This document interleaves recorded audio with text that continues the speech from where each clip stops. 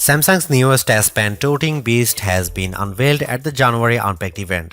That's exactly 11 months after the announcement of the Galaxy S23 series. It seems Samsung has been growing too eager to launch its flagships before the typical 12-month cycle is up. So what are we getting? New processor? Sure. Some decent facelifts? Definitely, with a titanium frame to keep up with the times. A bit of a camera module shuffle has the zoom cameras changed up a bit, but we still end up with 4 cameras on the back like before. And we now get to see the Galaxy S24 Ultra go completely flat screened.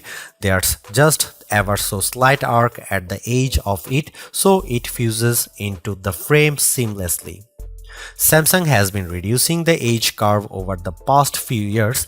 If you are still a fan of it, it looks like the Galaxy S23 Ultra may be your last chance to get a phone with an edge screen for a while. The good news is that we do expect Samsung to keep selling the S23 Ultra as a reduced cost model over the next year. But back to present times, Samsung has launched a trio of Galaxy S24 device, and of course you can expect a Galaxy S24 review and S24 Plus review as soon as we put them through the full slew of benchmarks. The Galaxy S24 Ultra will be available with a brand new Qualcomm Snapdragon 8 Gen 3 mobile platform for Galaxy all over the world instead of having an Exynos variant as in years past. And yeah, that's the full name apparently. Samsung and Qualcomm are continuing their partnership, and the Snapdragon in the Galaxy S24 phones will be a bit more powerful than the Snapdragon other phones get, or at least slightly overclocked. For what it is, Snapdragon 8 Gen 3 is an extremely powerful processor, no doubt, one that enables the AI trickery that the S24 can do with pictures and live translations. We recently reviewed the Asus ROG Phone 8 Pro, which has the Snapdragon 8 Gen 3, and it crushed benchmarks. Of course, we have to test Samsung's optimizations before making a blanket statement here. Naturally, the S24 Ultra will launch with Android 14, with Samsung's One UI 6.1 reskinning the operating system to an unrecognizable level. Not to say that's bad, One UI has grown and evolved over the years to not only be feature-packed but also user-friendly. So long as the user does spend time with the phone, there are quite a lot of things to do with it, like split-screen screens, which you can save and recall at any time, floating your windows, taking long screenshots, or nothing on your screenshots with the S Pen. Ah yes, the S Pen suite comes with even more features like controlling the phone with air gesture from the stylus, using it as a mouse cursor when hovering, and of course writing and drawing.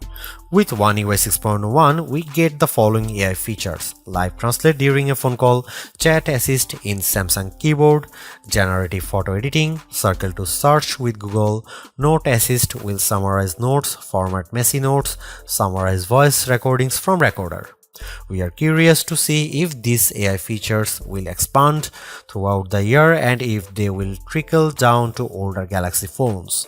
In another record-breaking statement, Samsung now pledges to 7 Android OS updates and 7 years of security patches. If we are getting this right, it means the Galaxy S24 Ultra will get Android 21. The Galaxy S24 Ultra will come with the same 5000 mAh battery as before. Thus far, the Ultra flagship has had an okay battery life. Definitely not bad, definitely not a record breaker, but dependable for a full day. It also won't be pushing any charge speed limits, with wired charging at 45 watt and wireless 15 watt. Samsung's stereo speakers have been quite good thus far, maybe a bit MIDI and a bit harsher sound at max volume.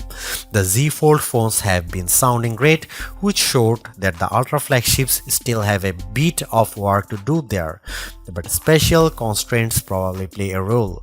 We will see if the Galaxy S24 Ultra manages to improve in this area.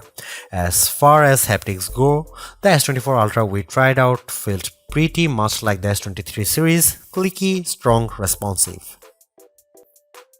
Samsung is squeezing in between two competitors here. On the premium flagship side, the battle versus Apple's iPhone is still ongoing, so the main competitor for the Galaxy S24 Ultra there would be the iPhone 15 Pro Max. Clearly, both play the camera game, both put emphasis on zoom features, the titanium frame, the top-notch performance, and of course the Android versus iOS thing will play a huge role. What apps do you want to use and what accessories do you want to connect to the phone? Then purely on the Android side, Samsung is stepping into the AI game and we already saw that Google is heavily invested in it. The Google Pixel 8 Pro got its first AI features with the December drop of 2023 and we feel like that's just one of many to come, whereas Samsung isn't giving us much indication that more and more AI features will be coming to the Galaxy S24 Ultra throughout the year. So far, it's hard to tell which of these will take the lead, but we do think the Galaxy S24 Ultra's camera has the potential to be better than the Pixels, if only because of the multiple lenses and more choices.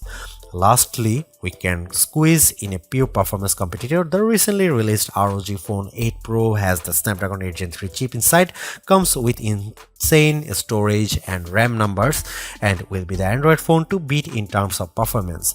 If you are after the benchmark crushers, we feel like the ROG Phone 8 Pro will take the lead here, but do give us a minute. We need to get our mitts on the Galaxy S24 Ultra and run all the tests.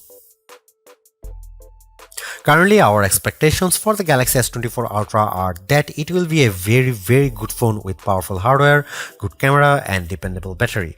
We don't expect some head-turning new features or improvements, so we are curious how far those AI tricks can go and how often Samsung will add new ones. That is to say, we don't think that Galaxy S23 Ultra owners will be rushing to upgrade to it, but it will definitely be a killer phone for newcomers. But we will see. We have to run it through our performance benchmarks and camera tests to draw a final verdict. Thanks for watching. See you in the next one.